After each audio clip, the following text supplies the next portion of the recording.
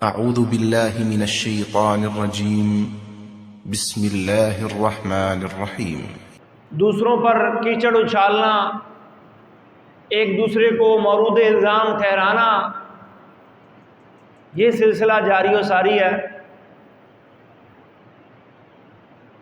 کچھ لوگ ہیں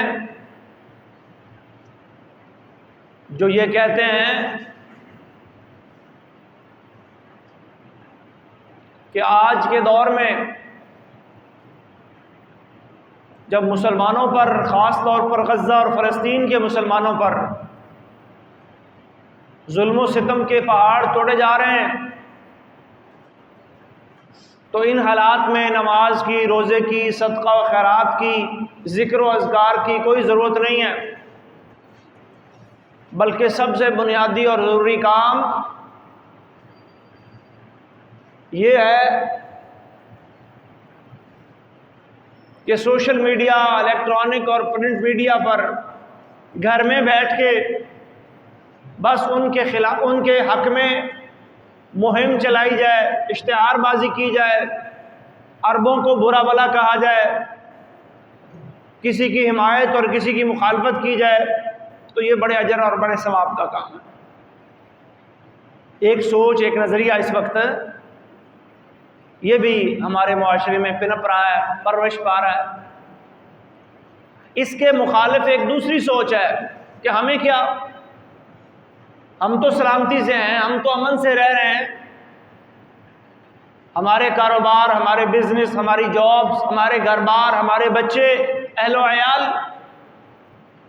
پرسکون زندگی گزار رہے ہیں، ہمیں کوئی فکر کرنے کی، کوئی ٹینشن لینے کی ضرورت نہیں ہے۔ فلسطین والے جانیں، غزہ والے جانیں، یہ مشرق وسطیٰ کا مسئلہ ہے، یہ عربوں کا مسئلہ ہے، یہ فلسطین کے مسلمانوں کا مسئلہ ہے، یہ ہمارا مسئلہ نہیں ہے۔ ایک سوچ یہ بھی ہے۔ الغرض ایک عام آدمی بڑا پریشان ہو جاتا ہے کہ میں کدھر جاؤں، میں کیا کروں۔ خاص طور پر آج کل کا نوجوان جو سوشل میڈیا استعمال کرتا ہے، جب وہ بانت بانت کی بولیاں سنتا ہے، طرح طرح کے نعرے سنتا ہے، طرح طرح کے سیاسی تبصرے اس کے سامنے آتے ہیں، تو وہ کنفیوژن کا شکار ہو جاتا ہے، وہ پریشان ہو جاتا ہے کہ ان حالات میں مجھے کیا کرنا ہے، آپ کو کیا کرنا ہے، ہمارا کردار کیا ہونا چاہیے، ہم کیا کر رہے ہیں، اور جو کچھ ہم کر رہے ہیں یہ قرآن و سنت کے مطابق درست ہے، ٹھیک ہے۔ یہ آج کا خطبہ جمعۃ المبارک کا ہمارا موضوع ہے، عنوان ہے، اور یہ بڑا ہی ایک حساس موضوع ہے۔ تو انشاءاللہ ہم قرآن و سنت کی روشنی میں سمجھنے کی کوشش کریں گے کہ جب مسلمانوں پر کسی خطے میں، کسی علاقے میں، کسی بھی جگہ پر ظلم ہو رہا ہو، کفار ان پر ستم کر رہے ہوں، تو باقی دنیا کے مسلمان ان کا کردار وہ کیا ہوتا ہے اور کیا ہونا چاہیے، اور کیا ہم اپنا وہ کردار نبھا رہے ہیں، اور ہمیں رہنمائی کہاں سے لینی ہے، ہمیں پلٹنا کدھر ہے، ہمیں رجوع کس کی طرف کرنا ہے، ہمیں جھکنا کس کے سامنے ہے، تاکہ ہمارے ان حالات میں، امت مسلمہ کے ان حالات میں بہتری پیدا ہو سکے، اور ظلم و ستم کا یہ سلسلہ تھم سکے، رک سکے، بند ہو سکے، اس کا سد باب ہو سکے۔ تو آئیے رب کا قرآن کھولتے ہیں، محمد عربی صلی اللہ علیہ وسلم کے فرامین کی روشنی میں اس مسئلے کو جاننے کی کوشش کرتے ہیں کہ یہ مسئلہ کیا ہے اور میں اور آپ کیا کر رہے ہیں۔ فلسطین یہ وہ علاقہ ہے جس کو احادیث کے اندر شام کا نام دیا گیا ہے، ملک شام۔ شام اگرچہ اب اس سے کٹا ہوا ہے، لیکن یہ پورا علاقہ فلسطین، لبنان اور یہ اسرائیل جہاں آج موجود ہے، اور شام کا ملک، یہ پورا علاقہ کسی دور میں شام کہلاتا تھا۔ قرآن کریم میں اللہ تعالیٰ نے اسے ارض مقدسہ بھی کہا ہے، سورہ مائدہ کے اندر، یا قوم ادخلوا الارض المقدسہ۔ حضرت موسیٰ اپنی قوم کو کہتے ہیں، اے میری قوم آؤ اس پاک سرزمین میں، پاکیزہ سرزمین میں داخل ہو جاؤ۔ اسی طرح قرآن مجید میں اس سرزمین کو بابرکت زمین بھی کہا گیا ہے۔ سورہ بنی اسرائیل کے اندر اللہ فرماتے ہیں، سبحان الذی اسریٰ بعبدہ لیلا من المسجد الحرام الی المسجد الاقصی الذی بارکنا حولہ۔ پاک ہے وہ ذات جس نے اپنے بندے کو سیر کروائی، رات کے وقت لے کر گیا مسجد حرام سے، بیت اللہ سے، کدھر؟ مسجد اقصی کی طرف، جس کے ارد گرد والی جگہ میں ہم نے بڑی برکتیں رکھی ہیں۔ تو یہ ارض مقدسہ بھی ہے، یہ ارض مبارکہ بھی ہے، اور یہاں نبی علیہ السلام معراج پر جانے سے پہلے تشریف لے گئے تھے، اور آپ نے انبیاء کی امامت بھی کروائی تھی، اور یہ مسلمانوں کا ایک وقت تک قبلہ بھی رہا ہے، اسی لیے اس کو قبلہ اول کہا جاتا ہے۔ جب آپ مدینہ تشریف لائے تو تقریباً 16 مہینے اور کچھ دن اللہ نے یہ قبلہ ہمارا بیت المقدس کو بنایا تھا، اور پھر اس کے بعد نبی علیہ السلام نے اللہ سے دعا کی کہ اللہ ہمارا قبلہ تو بیت اللہ کو بنا دے، تو اللہ تعالیٰ نے نبی صلی اللہ علیہ وسلم کی دعا قبول فرمائی، اور اس کے بعد مسلمانوں کا قبلہ بیت اللہ کو بنا دیا گیا، تو اس کو قبلہ اول بھی کہا جاتا ہے۔ تو مسلمانوں کے ہاں یہ ایک مقدس سرزمین ہے، یہ بابرکت سرزمین ہے، یہ نبی علیہ السلام کے سفر اسراء اور امامت انبیاء یہیں پہ ہوئی، اور یہ ہمارا قبلہ اول ہے، اور یہ سرزمین انبیاء بھی اسے کہا جاتا ہے۔ بہت سارے انبیاء اس علاقے میں اللہ تبارک و تعالیٰ نے بھیجے، بلکہ حضرت ابراہیم علیہ السلام کے جو دوسرے بیٹے تھے حضرت اسحاق، پہلے تو اسماعیل تھے نا، ان کو تو اللہ کے حکم سے ابراہیم علیہ السلام نے مکہ میں آباد کیا، اور دوسرے بیٹے اسحاق کو شام کے اندر آباد کیا، اور پھر ان کی نسل آگے، ان کے بیٹے یعقوب پیدا ہوئے، ان سے پھر ان کے 12 بیٹے پیدا ہوئے، ساری ان کی نسل یہ سرزمین شام کے اندر آباد ہوئی۔ اور پھر اللہ نے بڑے جلیل القدر پیغمبر ان میں بھیجے، اسحاق خود پیغمبر ہے، یعقوب پیغمبر آئے، یوسف آئے، اسی طرح موسیٰ، عیسیٰ، داؤد، سلیمان، زکریا، یحییٰ، یہ بڑے جلیل القدر انبیاء، رسول اور پیغمبر، اور ان کے علاوہ بے شمار، اس لیے اس علاقے کو انبیاء کی سرزمین بھی کہا جاتا ہے۔ بہت سارے انبیاء یہاں پر دفن ہیں۔ خود حضرت موسیٰ علیہ السلام کی وفات کا وقت جب قریب آیا، صحیح بخاری میں حدیث آتی ہے، تو انہوں نے اللہ سے دعا کی، کیونکہ نبی کو پہلے بتایا جاتا ہے کہ آپ کا آخری وقت آ چکا ہے، تو جب فرشتے نے آ کے بتایا جی آخری وقت آ گیا ہے، تو انہوں نے اللہ سے دعا کی ہے، اللہ مجھے ارض مقدسہ کے، یہ مسجد اقصی کے، یہ بیت المقدس کے قریب تو جو ہے نا میرا ٹھکانہ، میرا مرقد اور میرے دفن ہونے کی جگہ میں چاہتا ہوں وہاں بنے۔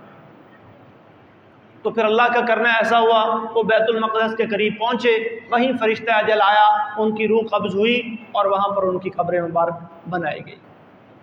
نبی علیہ السلام نے ایک دفعہ فرمایا تھا، مجھے اللہ نے بذریعہ وحی بتایا کہ موسیٰ کی قبر کہاں ہے، اگر میں وہاں ہوتا تو ریت کے قلعے کا نام آپ نے لیا کہ اس کے قریب موسیٰ کی قبر ہے، میں آپ کو دکھاتا، لیکن اب ہمیں معلوم نہیں ہے کہ کس نبی کی قبر کہاں ہے سوائے محمد الرسول اللہ صلی اللہ علیہ وسلم۔ اس کے علاوہ کون سے نبی کی کہاں قبر ہے، یہ کوئی کنفرم بات ہم نہیں کہہ سکتے۔ البتہ سرزمین فلسطین کے بارے میں، شام کے بارے میں احادیث میں آتا ہے، وہاں بہت سے نبیوں کی قبریں ہیں، اور یہ شام کا علاقہ، فلسطین کا علاقہ، اس کے حوالے سے نبی علیہ السلام نے یہ پیشین گوئی بھی فرمائی ہے کہ اسی علاقے میں جہاں آج مسلمانوں پر ظلم و ستم کا بازار گرم ہے، اور یہودی مسلمانوں پر، غزہ کے نہتے مسلمانوں پر ظلم و ستم کے جو پہاڑ توڑ رہا ہے، یہی علاقہ، یہی جگہ ایک دن یہودیوں کے لیے قتل گاہ بنے گا. یہودیوں کی تباہی اور بربادی یہیں پر ہوگی. اللہ تبارک و تعالی کے حکم سے خلافہ علی منہاج النبوہ کا مرکز یہ علاقہ بنے گا. عیسیٰ علیہ السلام کا نزول وہ اسی علاقے میں ہوگا، سرزمین شام کے علاقے میں ہوگا. اور پھر اللہ کے حکم سے جب دجال آئے گا تو عیسیٰ علیہ السلام دجال کو قتل کریں گے، اور دنیا کے جتنے بھی یہودی ہوں گے وہ دجال کے ساتھ کھڑے ہوں گے، اور پھر ان کا بھی اس روئے زمین سے کیا ہو جائے گا؟ خاتمہ ہو جائے گا. یہ بشارتیں، یہ پیشین گوئیاں اللہ کے نبی نے احادیث صحیحہ کے اندر بیان فرمائی ہیں، اور ہمیں اللہ کے نبی کے وعدوں پر یقین ہے. یہ وعدے پورے ہوں گے، یہ بشارتیں پوری ہوں گی. اور اس علاقے کے بارے میں، اس سرزمین کے بارے میں نبی علیہ السلام نے ایک اور بات بھی ارشاد فرمائی ہے، ارض المحشر والمنشر، کہ یہ جو علاقہ ہے یہ حشر و نشر کا میدان، اللہ کی عدالت، حساب و کتاب کے لیے جو قائم کی جائے گی، یہ اسی علاقے کا میدان ہوگا. یہیں میدان حشر جمے گا، میدان محشر یہیں جمے گا، یہیں اللہ کی عدالت لگے گی، جزا اور سزا کے فیصلے ہوں گے، لوگوں سے ان کے اعمال کا حساب لیا جائے گا. تو یہ ارض محشر اور منشر بھی ہے. تو مسلمانوں کے ہاں یہ علاقہ، یہ سرزمین، اس کی دینی، اس کی تاریخی بہت زیادہ اہمیت ہے. اور خلافت راشدہ کے اندر یہ علاقہ مسلمانوں کے پاس دوبارہ فتح ہو کر آیا. حضرت عمر ابن خطاب رضی اللہ تعالیٰ عنہ کے دور خلافت میں ارد گرد اطراف میں جنگیں ہوئیں، شام فتح ہو گیا، مصر فتح ہو گیا، کئی علاقے فتح ہو گئے. تو یہاں اس وقت عیسائی قابض تھے، صلیبی قابض تھے. انہوں نے اپنے ہاتھ سے اس شہر کی، اس بیت المقدس کی چابیاں عمر ابن خطاب رضی اللہ تعالیٰ عنہ کے حوالے کی، اور آپ مدینہ سے چل کر امیر المومنین عمر ابن خطاب گئے، اس شہر کو اپنے قبضے، اپنے کنٹرول میں لیا، وہ چابیاں اپنے حوالے میں لی.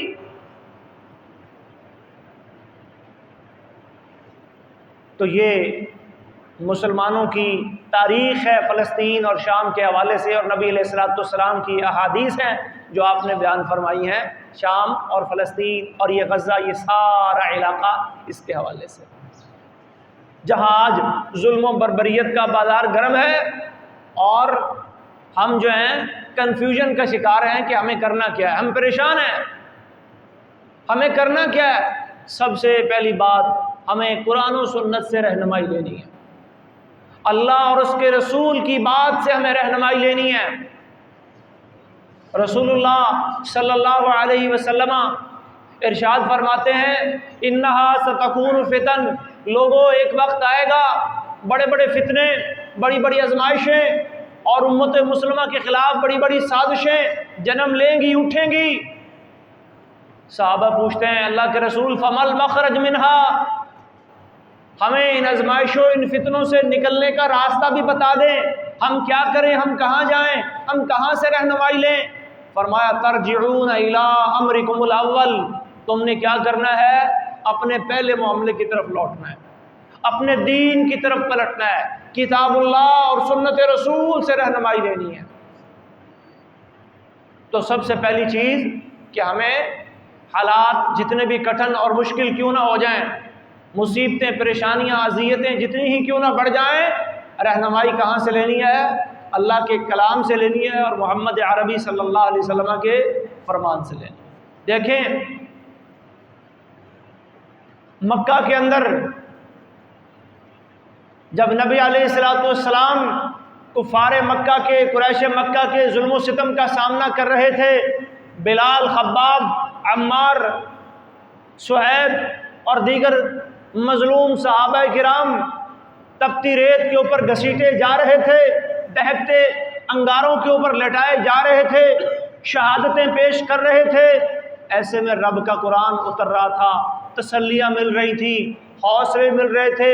فاصبر کما صبر اولو العزم من الرسل، اللہ یہ اعلان کر رہا تھا اے نبی آپ صبر کریں جیسے آپ سے پہلے اولو العزم پیغمبروں نے صبر کیا۔ اے نبی انا اعطیناک الکوثر، یہ آپ پر تان و تشنیع کے الزام لگا رہے ہیں، یہ کبھی مجنو کہتے ہیں، نعوذ باللہ کہیں ساحر کہتے ہیں، کبھی شاعر کہتے ہیں، کبھی آپ کی سیرت و کردار کو داغدار کرنے کی کوششیں کرتے ہیں، کبھی کہتے ہیں یہ کذاب ہے، اس نے یہ قرآن اپنی طرف سے گھڑ لیا ہے، ام یقولون افترا۔ آپ نے کیا کرنا ہے؟ آپ نے انا اعطیناک الکوثر، آپ نے گھبرانا نہیں ہے، آپ نے پریشان نہیں ہونا، آپ نے ہمارے انعامات کو یاد رکھنا ہے جو ہم نے آپ کے اوپر کیے۔ انا اعطیناک الکوثر، ہم نے آپ کو کوثر عطا فرمائی ہے۔ یہ جنت کی وہ خاص نہر ہے جو اللہ تبارک و تعالیٰ نے جناب محمد رسول اللہ صلی اللہ علیہ وسلم کو عطا فرمائی۔ جنت کی 4 نہریں یہ عام جنتیوں کے لیے ہیں، لیکن یہ نہر خاص کوثر نام کی نہر یہ اللہ تبارک و تعالیٰ نے آپ کو عطا فرمائی، جس کا پانی، جس کے بارے میں آپ نے فرمایا شہد سے زیادہ میٹھا، دودھ سے زیادہ سفید، اور اسی کوثر نہر سے پانی نکال کر نبی علیہ الصلوۃ والسلام کو قیامت کے روز ایک حوض عطا کیا جائے گا جسے حوض کوثر کہتے ہیں، جس کے بارے میں آپ نے فرمایا کہ جو شخص اس حوض سے ایک بار پانی پی لے گا 50,000 سال کے طویل اور گرم دن میں اسے دوبارہ پیاس نہیں لگے گی، اس کا چہرہ غبار آلود نہیں ہوگا، اس کے چہرے پر غم اور پریشانی کے آثار نظر نہیں آئیں گے۔ یہ اتنا میٹھا، اتنا برکتوں والا اور اتنے فیض والا یہ پانی ہے۔ انا اعطیناک الکوثر، ہم نے آپ کو یہ کوثر عطا فرما دی ہے، خیر کثیر عطا فرما دی ہے۔ فصلی لربک وانحر، آپ کا کام کیا ہے؟ آپ اپنے دین کے اوپر، آپ اپنے مقصد کے اوپر، آپ اپنے مشن کے اوپر ڈٹ جائیں، نماز پڑھیں، اپنے رب کے لیے قربانی کریں، اپنے رب کے لیے دین کے تمام اعمال کو آپ نے بجا لانا ہے۔ یہ جو کہا جا رہا ہے نا جی نہیں نہیں چھوڑو یہ نمازیں، چھوڑو یہ روزے، چھوڑو یہ صدقہ خیرات، فلسطین والوں کے لیے کچھ کرو، تم نمازیں پڑھتے رہ گئے اور وہ لٹ گئے، تم صدقے دیتے رہ گئے اور ان کی عزتیں پامال ہو گئیں۔ یہ ایک سوچی سمجھی سازش کے تحت اسلامی شاعر کو بدنام کرنے کی کوشش ہے۔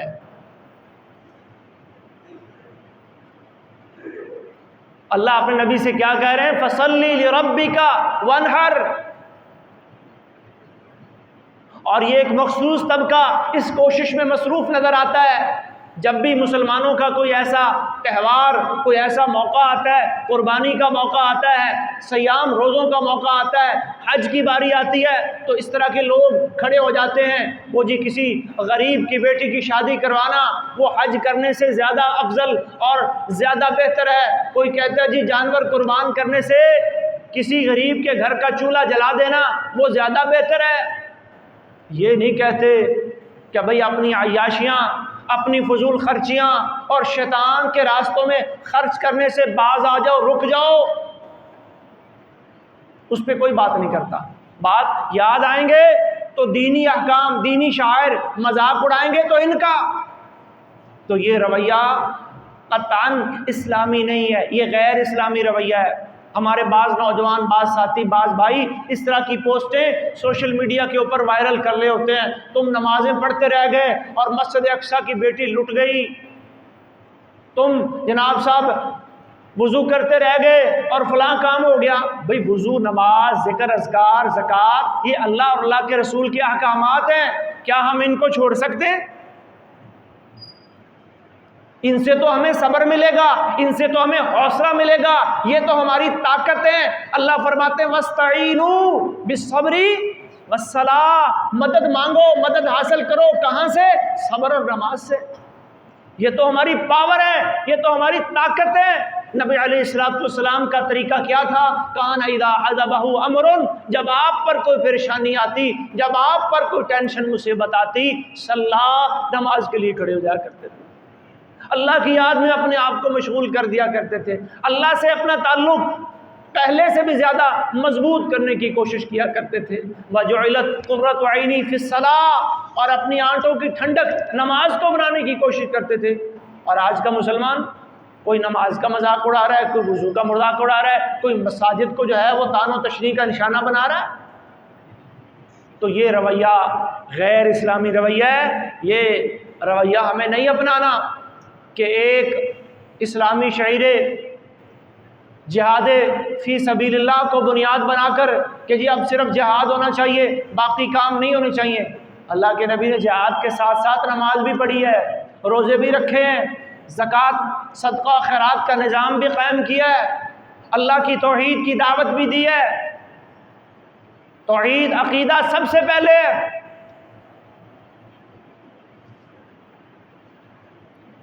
اور اسی طرح دوسرا ہمارا جو کرنے کا کام ہے، پہلے تو یہ ہے کہ ہم اپنی یہ سوچ یہ فکر ٹھیک کریں، اور دوسرا ہمارا کرنے کا کام وہ کیا ہے، اہل غزہ اور اہل فلسطین کے حوالے سے ہم ان کے دکھ درد کو اپنے دل میں محسوس کریں، ہم ان کے دکھ اور درد کو محسوس کریں، ان کی تکلیف، ان کے درد، ان کے کانٹے کی چبھن مجھے اپنے بدن میں، اپنے جسم میں محسوس ہو، کیونکہ رب کا قرآن کہتا ہے انما المؤمنون اخوہ، سب مومن آپس میں کیا ہیں، بھائی بھائی ہیں۔ محمد عربی صلی اللہ علیہ وسلم کا فرمان مجھے یہ بتلاتا ہے المسلم اخو المسلم، مسلمان کا بھائی ہوتا ہے، لا یظلمہ، نہ وہ اس پہ ظلم کرتا ہے، ولا یخذلہ، نہ اسے بے یار و مددگار چھوڑتا ہے، ولا یسلمہ، نہ اسے ظالم کے حوالے کرتا ہے۔ نبی علیہ السلام نے مجھے یہ بات بھی سمجھائی، مجھے اور آپ کو یہ مسئلہ بھی سمجھایا، مثل المؤمنین فی توادہم وتراحمہم وتعاطفہم کمثل الجسد، مومنوں کی آپس کی محبت، آپس کی شفقت، آپس کا پیار، ایک دوسرے پر رحم، اس کی مثال ایسے ہے جیسے ایک جسد واحد اذا اشتکا منہ ان اشتکا منہ عضو، اگر ایک جسم کے کسی ایک عضو حصے میں تکلیف ہو، تداعی لہ سائر جسدہ بالسہر والحمى، تو پورا جسم اس تکلیف کو، اس مصیبت کو محسوس کرتا ہے، بخار کے اندر مبتلا ہو جاتا ہے، آنکھوں کو نیند نہیں آتی، جسم بیدار ہو کر وہ رہتا ہے۔ تو دوسرا کرنے کا کام کیا ہے کہ فلسطین کے، غزہ کے مسلمانوں کی تکلیف کو میں نے محسوس کرنا ہے۔ اور تیسرا میرا کرنے کا کام کیا ہے، اسلام کا ایک عظیم فریضہ جسے آج کا مسلمان بھلا چکا، جہاد فی سبیل اللہ، جس کے بارے میں رب کے قرآن میں سینکڑوں آیات ہیں، محمد عربی صلی اللہ علیہ وسلم نے بہت سی احادیث کے اندر یہ مسائل علمی اور عملی انداز میں بیان فرمائے۔ آپ صلی اللہ علیہ وسلم نے خود اپنی زندگی کے اندر 28 کے قریب جنگیں وہ میدان جہاد میں نکل کر لڑی، بے شمار سریے دستے روانہ کیے، بدر میں نکلے 313 کو لے کے، احد میں نکلے 700 کو لے کے، خندق میں نکلے 3000 کو لے کے، اور فتح مکہ میں نکلے 10,000 کو لے کے، تبوک میں نکلے 30,000 کو لے کے۔ آج کا مسلمان اس فریضے کو بھول بیٹھا ہے کہ جہاد فی سبیل اللہ کوئی فریضہ بھی ہے۔ اللہ کے نبی فرماتے ہیں جاہد المشرکین، مشرکین سے تم نے کیا کرنا ہے، جہاد کرنا ہے۔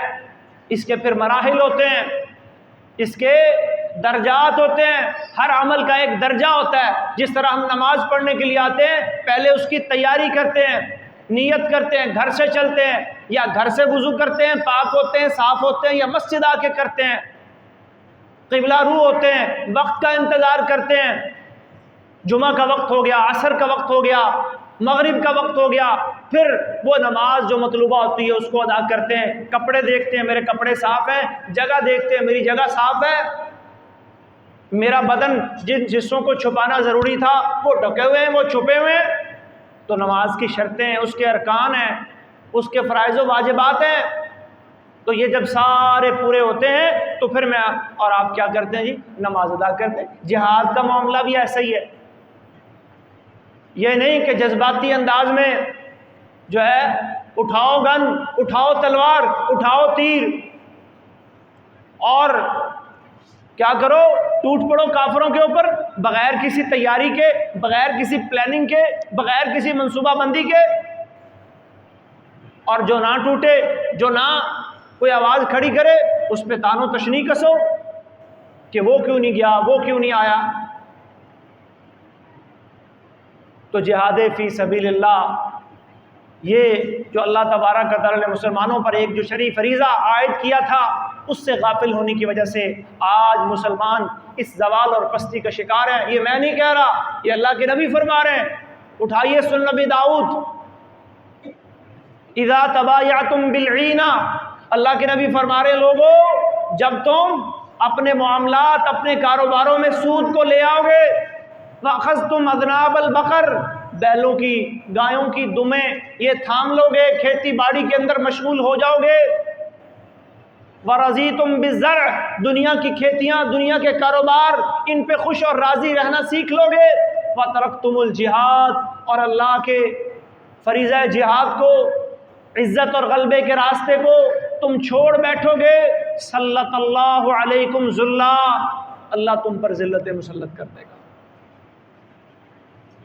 لا ینزعہ، یہ ذلتیں تمہارا پیچھا نہیں چھوڑیں گی، حتیٰ، یہاں تک کہ ترجعوا الی امرکم الاول، اپنے پہلے معاملے کی طرف تم پلٹ نہ ہو، واپس نہ آ جاؤ۔ اور صحیح مسلم کی ایک حدیث ہے، اس میں نبی صلی اللہ علیہ وسلم فرماتے ہیں، یوشکو، ان قریب ایک وقت ایسا آئے گا، ان تداع الامم علیکم، کہ قومیں، افراد، لشکر تم پہ ایسے ٹوٹ پڑیں گے، کما تداع الاکلۃ الی قصعتها، جیسے کھانے والے کھانے کے پیالے پر ٹوٹتے ہیں۔ فقال قائل، کسی کہنے والے نے کہا، او من قلۃ نحن یومئذ، اللہ کے رسول کیا اس روز ہم تھوڑے ہوں گے اس لیے کفار ہم پہ ٹوٹ پڑیں گے، ہم پہ غالب آ جائیں گے؟ فرمایا بل انتم کثیر، نہیں نہیں، تم بہت زیادہ ہوگے، ولکنکم غثاء کغثاء السیل، لیکن تمہاری کیفیت اور حالت پانی کے اوپر بہنے والے خس و خاشاک اور جھاگ کی سی ہوگی۔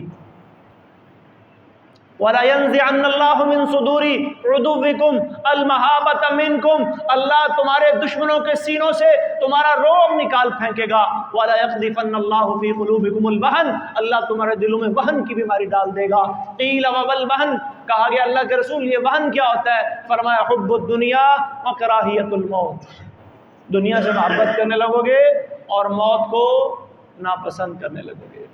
تو یہ جہاد فی سبیل اللہ والی ذمہ داری، اس کو ہمیں پہچاننا ہوگا۔ اور یہ جہاد کیسے ہوگا؟ اللہ کے نبی فرماتے ہیں المجاہد من جاہد نفسہ فی طاعت اللہ، پہلے اپنے آپ کو اللہ کی اطاعت میں کھڑا کرو، اپنے اس 5-6 فٹ کے قد کے اوپر اللہ کا دین نافذ کرو، کتاب و سنت اپنی زندگی میں عملی طور پر لے کر آؤ۔ اصل مجاہد کون ہے؟ من جاہد نفسہ فی طاعت اللہ، جس نے اپنے آپ کو اللہ کی اطاعت میں کھڑا کر لیا، لگا دیا۔ اصل مہاجر کون ہے؟ والمہاجر من ہجر ما نہی اللہ عنہ، جس نے اللہ کی ممنوع چیزوں کو چھوڑ دیا، جن چیزوں سے اللہ نے منع کیا تھا، روکا تھا، یہ کام نہیں کرنا، اس نے چھوڑ دیا، وہ اصل مہاجر ہے۔ اور اصل مجاہد کون ہے؟ جس نے اپنی زندگی، اپنے آپ کو، اپنے نفس کو، اپنی جان کو اللہ کی اطاعت میں لگا دیا۔ اللہ کی اطاعت تیرے اوپر بھاری پڑ رہی ہے، مشکل ہو رہی ہے، نبی کی سنت پہ عمل کرنا تجھے دشوار لگ رہا ہے، اور تو دشمنوں سے لڑنے کی باتیں کر رہا ہے۔ ایسے نہیں آئے گی اللہ کی مدد، ایسے نہیں آئے گی اللہ کی نصرت۔ اللہ کی مدد اور نصرت کب آتی ہے؟ وَلَا تَهِنُوا وَلَا تَحْزَنُوا وَأَنْتُمُ الْأَعْلَوْنَ إِن كُنتُم مؤمنین، اللہ فرماتے ہیں تم کمزور نہ پڑو، کمزوری نہ دکھاؤ، وہن والی بیماری میں مبتلا نہ ہو، غم نہ کرو، غلبہ تم ہی کو ملے گا۔ ان کنتم مؤمنین، بشرطے کہ تم کیا بن جاؤ گے؟ مومن بن جاؤ گے، ایمان والے بن جاؤ گے۔ وہ بدریوں والا، وہ احد میں لڑنے والوں کا، وہ خندق والوں کا ایمان، ان جیسا ایمان اپنے اندر پیدا کرنے کی کوشش تم کر لو گے تو پھر یقیناً انتم الاعلون، اللہ فرماتے ہیں غلبہ تم ہی کو ملے گا۔ اللہ نے پھر مدد کے وعدے بھی کیے، انا لننصر رسلنا والذین آمنوا فی الحیات الدنیا، یقیناً بلا شبہ ہم ہی اپنے رسولوں کی مدد کرتے ہیں اور ایمان والوں کی مدد بھی پھر اللہ کی مدد آئے گی۔ اذا جاء نصر اللہ والفتح ورأیت الناس يدخلون فی دین اللہ افواجا، جیسے اللہ نے اپنے نبی کی مدد کی، مکہ میں بے سر و سامانی کے عالم میں نکالے گئے تھے، رات کی تاریکی میں ڈرتے ڈرتے نکلے تھے، اور ایک دن آیا کہ اسی شہر میں فاتحانہ انداز میں داخل ہو رہے ہیں۔ ان شانئک هو الابتر، کل تک جو باتیں کر رہے تھے آپ بے نام و نشان ہو جائیں گے، آپ کا دنیا سے نشان مٹ جائے گا، کوئی نام لینے والا نہیں ہوگا۔ اللہ تسلیاں دے رہا ہے، پریشان ہونے کی گھبرانے کی ضرورت نہیں، اے نبی یقیناً تیرا دشمن ہی کیا ہوگا، بے نام اور بے نشان ہو جائے گا۔ اللہ تسلیاں دے رہا ہے، والضحیٰ واللیل اذا سجا، دشمن خوش ہو رہا ہے۔ حدیث میں آتا ہے جبریل نے 2-3 دن آنے میں تھوڑی دیر کر دی۔ جبریل تو اللہ کے حکم سے آتے تھے، اپنی مرضی سے تو آتے نہیں تھے، بلکہ ایک دفعہ نبی علیہ السلام نے جبریل سے کہا تم روز کیوں نہیں آتے، تم دن میں کئی چکر کیوں نہیں لگاتے میرے پاس؟ فرمایا ما نتنزل الا بامری ربک، ہم نہیں اترتے، ہم نہیں آتے مگر آپ کے رب کے حکم سے، اوپر سے آرڈر ملنا ہے تو ہم نے آنا ہے، ہم تو آرڈر کے محتاج ہیں، اللہ کی مرضی کے بغیر تو ہم نہیں آ سکتے۔ تو جبریل نے آنے میں تاخیر کر دی۔ مشرکین مکہ کو ایک اور بہانہ مل گیا کہ یہ نبی جو دعویٰ کرتے تھے کہ میرے پاس فرشتہ آتا ہے، جبریل آتا ہے، اب اس کے رب نے اس کو چھوڑ دیا، اس فرشتے نے آنا چھوڑ دیا۔ اللہ نے قرآن اتارا، والضحیٰ، قسم ہے چاشت کے وقت کی، واللیل اذا سجا، اور رات کی جب وہ چھا جاتی ہے، ما ودعک ربک وما قلا، آپ کے رب نے آپ کو نہیں چھوڑا، اللہ ایمان والوں کو نہیں چھوڑتا۔ وما قلا، اللہ آپ سے ناراض نہیں ہوا۔ بل الآخرۃ خیر لک من الاولی، بعد والی حالت پہلی حالت سے آپ کے لیے بہتر ہے، دنیا کی زندگی سے آپ کے لیے آخرت بہتر ہے۔ وَلَسَوْفَ يُعْطِيكَ رَبُّكَ فَتَرْضَىٰ، رب کی عطائیں ختم نہیں ہوں گی، آپ کا رب آپ کو اتنا دے گا آپ راضی ہو جائیں گے، خوش ہو جائیں گے۔ پھر اللہ نے ماضی کی تاریخ قرآن میں بھی بیان کی، نبی علیہ السلام کی زندگی کو بھی ہمارے لیے مثال بنا کے رکھا۔ الم یجدک یتیما فآویٰ، اے نبی آپ دیکھیں آپ یتیم تھے، آپ کے والدین بچپن میں ہی، ماں کا انتقال پیدائش کے 6 سال بعد ہو گیا، باپ کا پیدائش سے بھی پہلے ہو گیا، یتیمی میں آپ نے پرورش پائی، بڑے فآویٰ، کس نے جگہ دی، کس نے ٹھکانہ دیا؟ رب العالمین۔ وَوَجَدَكَ ضَالًّا فَهَدَىٰ، آپ ہدایت سے ناواقف تھے، کس نے ہدایت پہ رستے پر چلایا؟ مَا كُنْتَ تَدْرِي مَا الْكِتَابُ وَلَا الْإِيمَانُ، آپ نہیں جانتے تھے کتاب کیا ہوتی ہے، ایمان کیا ہوتا ہے۔ وَلَٰكِنْ جَعَلْنَاهُ نُورًا نَهْدِي بِهِ مَن نَّشَاءُ مِنْ عِبَادِنَا، ہم نے یہ وحی، یہ روشنی آپ کی طرف بھیجی اور ہم اپنے بندوں میں سے جسے چاہتے ہیں ہدایت دیتے ہیں۔ وَوَجَدَكَ عَائِلًا فَأَغْنَىٰ، آپ کی معاشی حالت خراب تھی، مکہ میں مکہ والوں کی بکریاں چرایا کرتے تھے، 12 سال کی عمر میں تجارتی قافلوں کے اندر تجارت کے لیے جایا کرتے تھے۔ کون جاتا ہے؟ جس کے گھر کے حالات معاشی طور پر درست وہی جاتا ہے نا جی، ورنہ 10-12 سال کے بچے کو کیا ضرورت ہے کمانے کی۔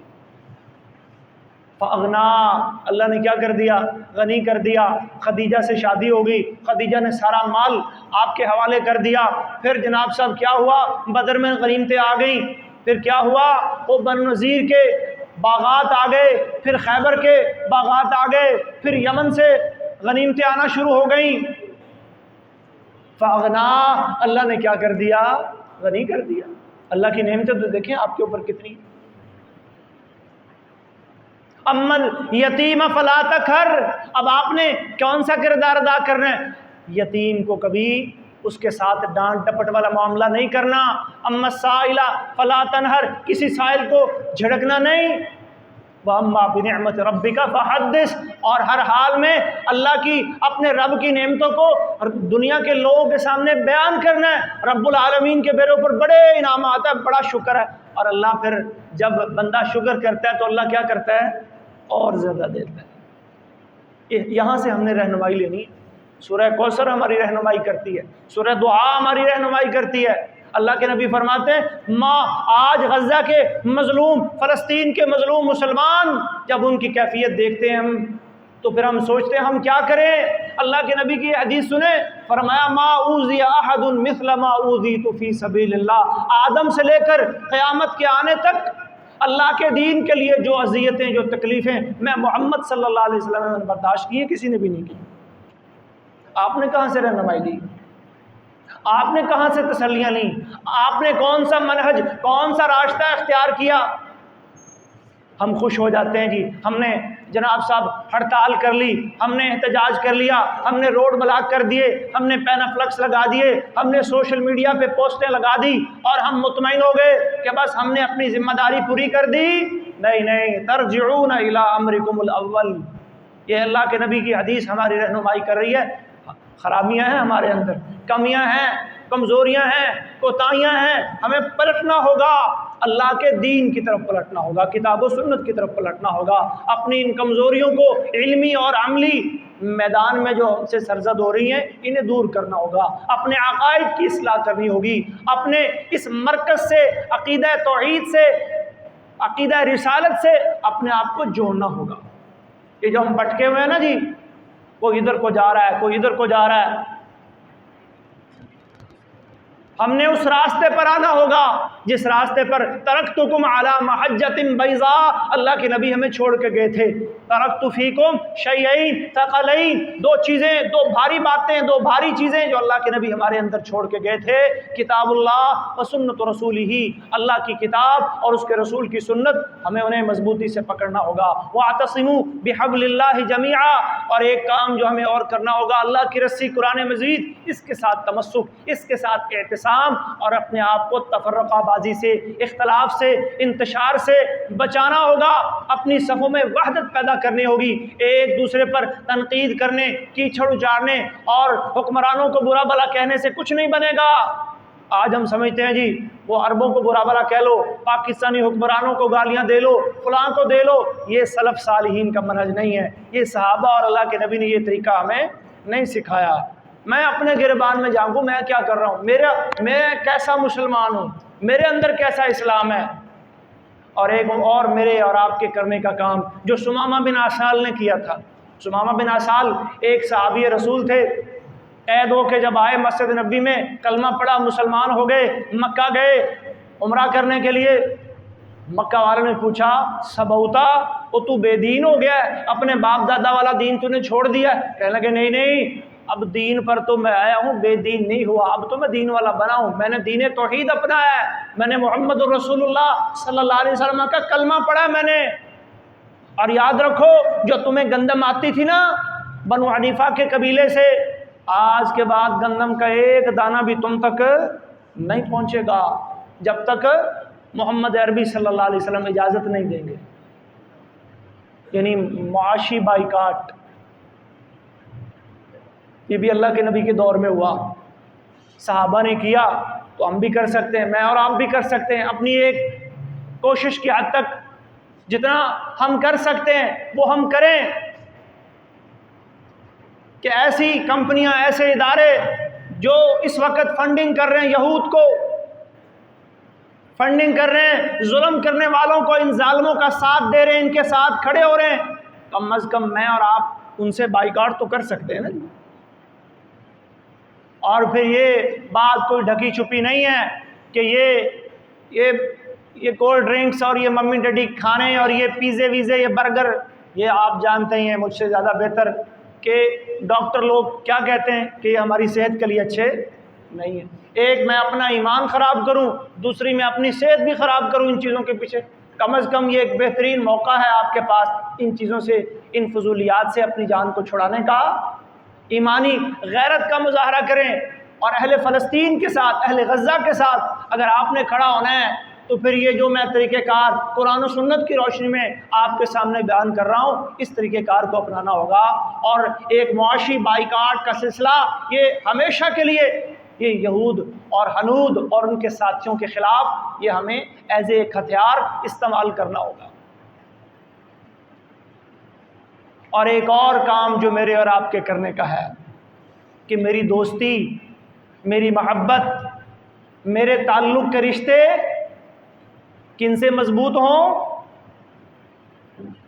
اشداء علی الکفار رحماء بینہم، کافروں کے لیے کیا ہے؟ میری سختیاں، اذلۃ علی المؤمنین اعزۃ علی الکافرین، میں نرم ہوں گا کن کے لیے؟ ایمان والوں کے لیے، میں سخت ہوں گا تو کن کے لیے؟ کفار کے لیے۔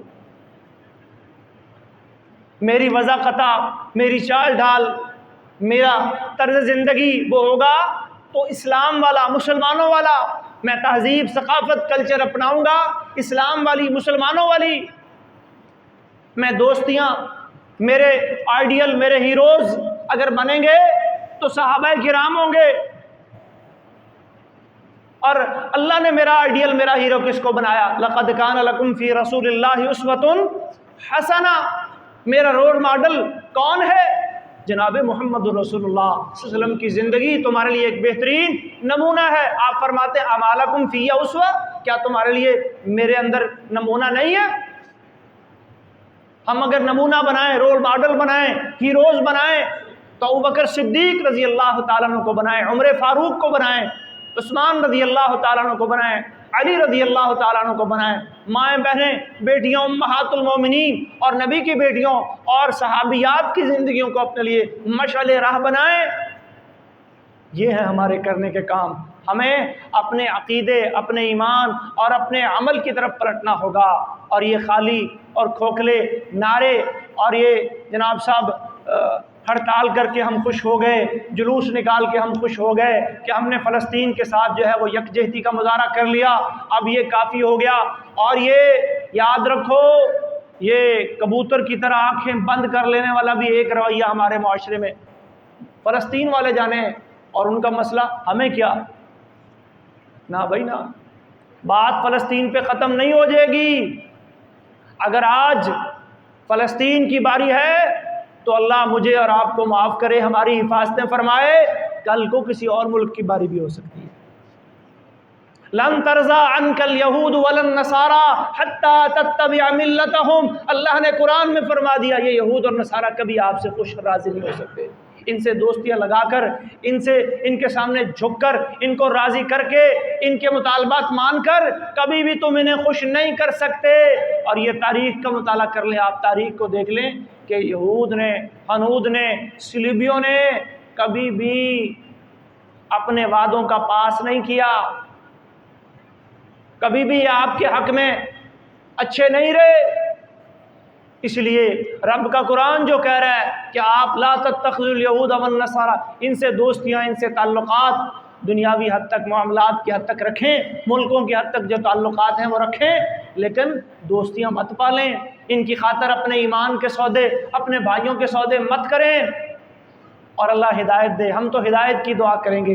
نبی علیہ السلام کا اور صحابہ کا منہج یہی تھا کہ ہم اپنے ان مظلوم فلسطینی اہل غزہ، ان مسلمان بچوں، عورتوں اور بوڑھوں کے لیے بھی ان کی نصرت کے لیے، ان کی کامیابی کے لیے دعائیں کرتے ہیں جیسے اللہ کے نبی نے کی تھی، اور ہم وقت کے حکمرانوں سے ان کے بارے میں بھی دعا کرتے ہیں اللہ انہیں ہدایت دے، اللہ انہیں توفیق دے کہ وہ کھڑے ہوں، ان کے پاس مسائل ہیں، اللہ عرب حکمرانوں کو بھی توفیق دے، اللہ عجم حکمرانوں کو بھی توفیق دے کہ وہ غزہ کے لیے، فلسطین کے لیے کھڑے ہوں، جہاد فی سبیل اللہ کے لیے وہ دروازے کھولیں، وہ راستے اپنائیں اور مظلوم مسلمانوں کی مدد کو پہنچیں۔ ہمیں موقع فراہم کریں، آپ کو موقع فراہم کریں، آپ بھی پہنچیں، لیکن جب تک نہیں پہنچ سکتے اس وقت تک ایک دوسرے کو رگیدنا چھوڑ دیں، ایک دوسرے پر کیچڑ اچھالنا، ہاں بھائی وہ نہیں گیا، سعودیہ نہیں گیا، ایران نہیں گیا،